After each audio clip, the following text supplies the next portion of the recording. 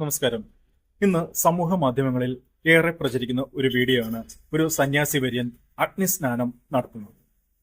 ശരിക്കും അഗ്നിസ്നാനം ചെയ്യാൻ പറ്റും. കുറച്ച് തടി കഷ്ണങ്ങൾ കൂട്ടിയിട്ട് അതിൽ അദ്ദേഹം കിടക്കുന്ന വീഡിയോ ആണ് പ്രചരിക്കുന്നത്. അദ്ദേഹം ഒരു ഡ്രസ്സ് ധരിച്ചിട്ടുണ്ട്, പട്ടുതുണിയാണ് എന്നാണ് തോന്നുന്നത്. സ്വാഭാവികമായിട്ടും അദ്ദേഹത്തിന് ഒരു അത്ഭുത ശക്തി ഉണ്ടെന്ന് നമുക്ക് കരുതാം. അങ്ങനെയാണെങ്കിൽ അദ്ദേഹത്തിന്റെ ശരീരത്ത് തീപ്പൊള്ളൽ ഏൽക്കില്ല, യാതൊരുവിധ പരിക്കുകളും ഏൽക്കില്ല.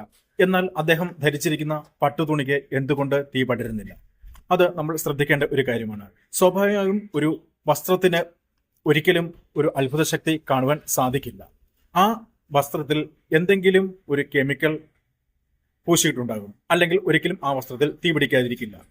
പിന്നെ ശ്രദ്ധിച്ചറിയാം, ചെറിയൊരു തീ പിടിച്ച പാട് മാത്രമേ ആ വസ്ത്രത്തിൽ കാണുവാൻ സാധിക്കുന്നുള്ളൂ. ശരീരം മൊത്തമുള്ള ആ വസ്ത്രത്തിൽ ഒരു ഭാഗത്ത് മാത്രം ചെറിയൊരു തീ പിടിച്ച ലക്ഷണം മാത്രം നമുക്ക് കാണുവാൻ സാധിക്കുന്നുള്ളൂ.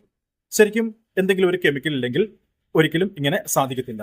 അദ്ദേഹത്തിന് ഒരുപക്ഷെ അത്ഭുത ശക്തി ഉണ്ടായിരിക്കാം, പക്ഷെ ആ വസ്ത്രത്തിന് എങ്ങനെ അത്ഭുത ശക്തി ഉണ്ടാകും എന്നാണ് മനസ്സിലാക്കുവാൻ ബുദ്ധിമുട്ടുള്ളത്.